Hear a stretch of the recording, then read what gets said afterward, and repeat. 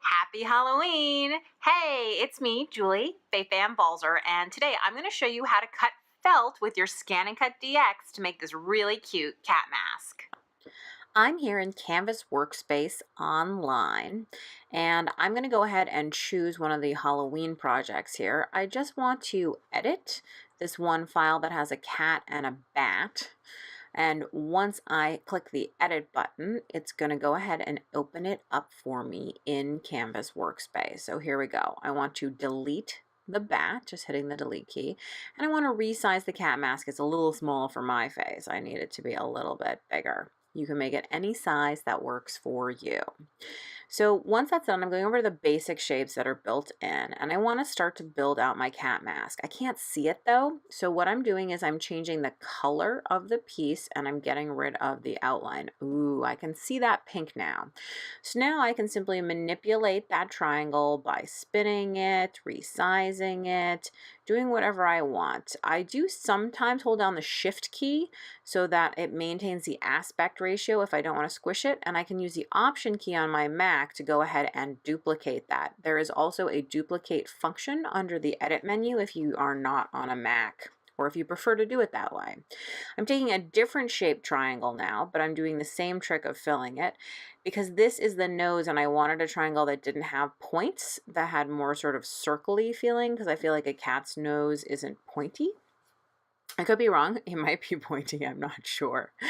Then I can also add in some whiskers. So I've taken a rounded rectangle. Now I'm not making this the same color that it's actually going to be. This is just so that I can see it because I want to be able to see my pieces. And you can see how if you don't hold down the shift key, the aspect ratio is not there and you can change it however you wish. So then again, the option key to duplicate it, I'm going to manipulate it so that it's at an angle, duplicate it one more time. 3 whiskers seems like a good number for a cat, and move them into place so that they're all touching and overlapping.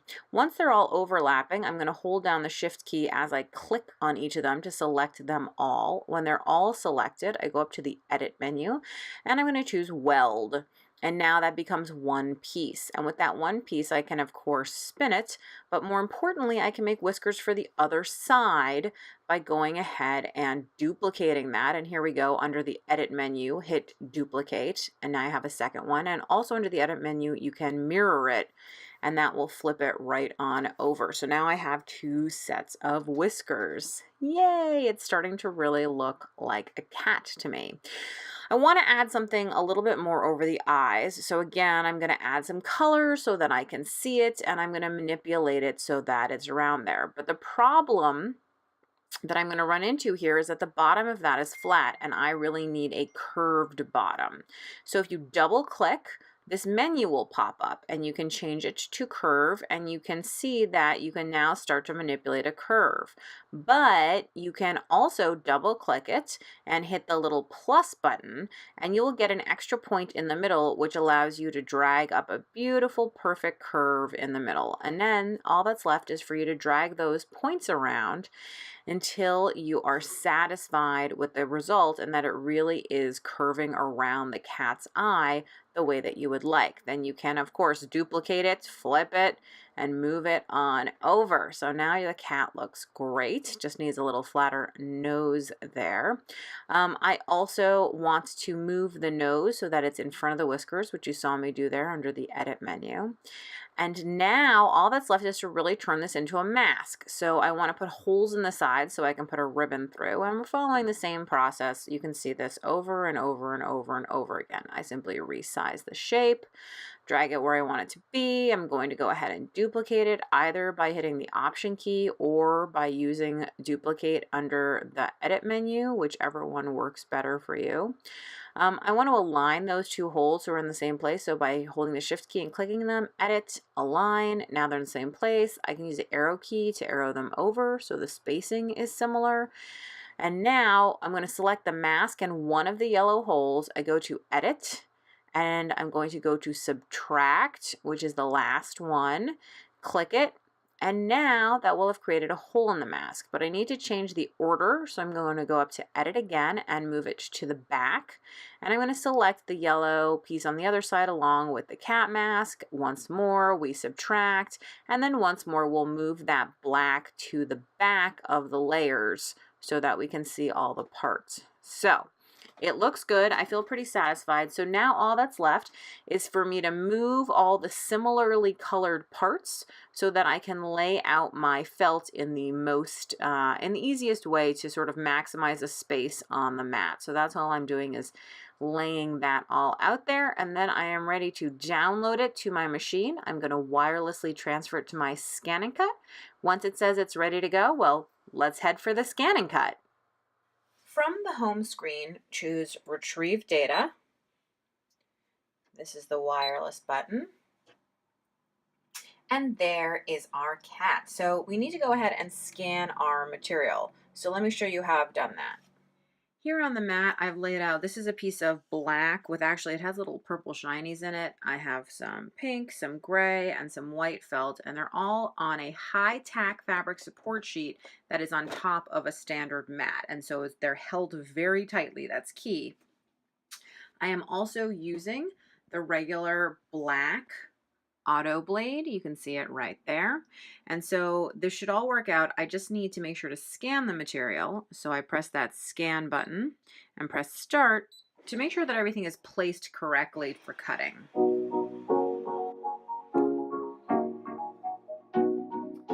I can see it here on the screen, and if I need to make any adjustments, I can do that. It looks like everything is pretty good. So if everything looks okay, then I can say okay, and let's cut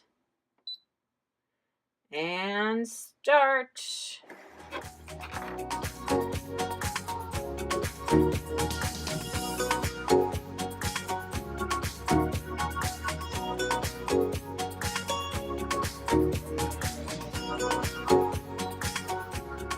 Now that it's done cutting, we just have to remove the pieces from the mat. So I'm going to go ahead and grab my spatula and start to do that.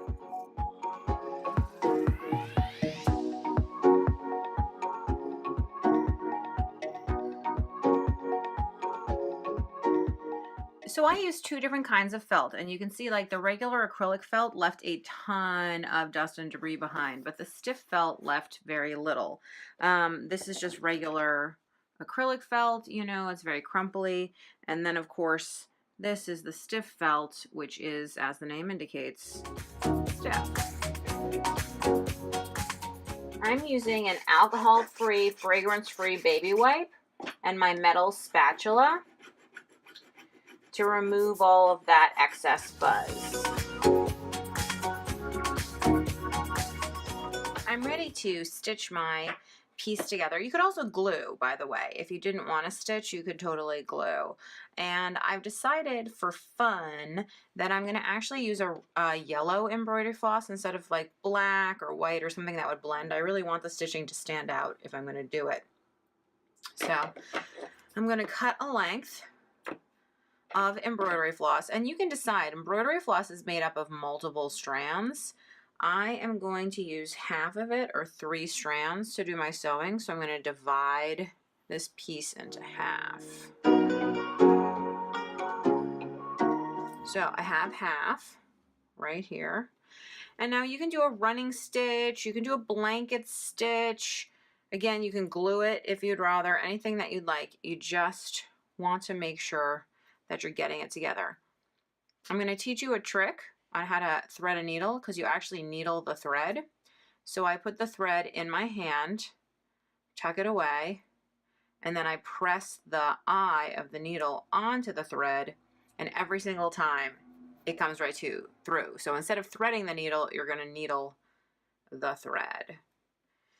And then remembering that this is going to be a mask that I'm going to wear, and I probably don't want the knot, which, by the way, to tie a quilter's knot, you just go around your needle a couple times and then pull it through. So I probably don't want the knot on the back of the mask against my face, so I'm going to bury it underneath the pieces that I'm attaching. So let me just trim off the excess thread. And all that means is I'm going to go to the back of this piece. Did I actually manage to stitch? No, I thought I had stitched the side of this mask, but I didn't. So now it's just the relaxing process of stitching.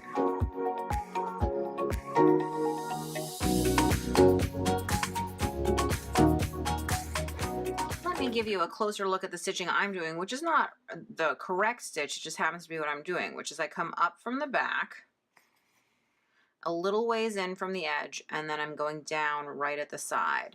Then on the back, all I'm doing is moving over to the next spot where again, I'm coming up right through the front and then down on the edge. And then again, I just travel over on the back.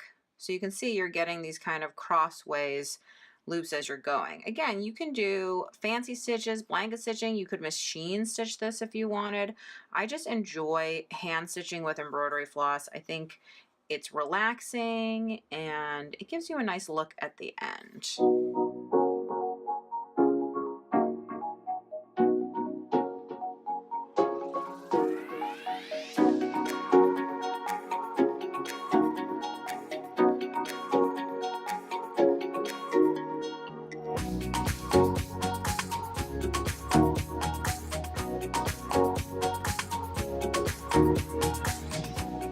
So now all that's left is I have a ribbon, which I'm cutting in half, and I'm going to thread each half through the hole that we created on the side.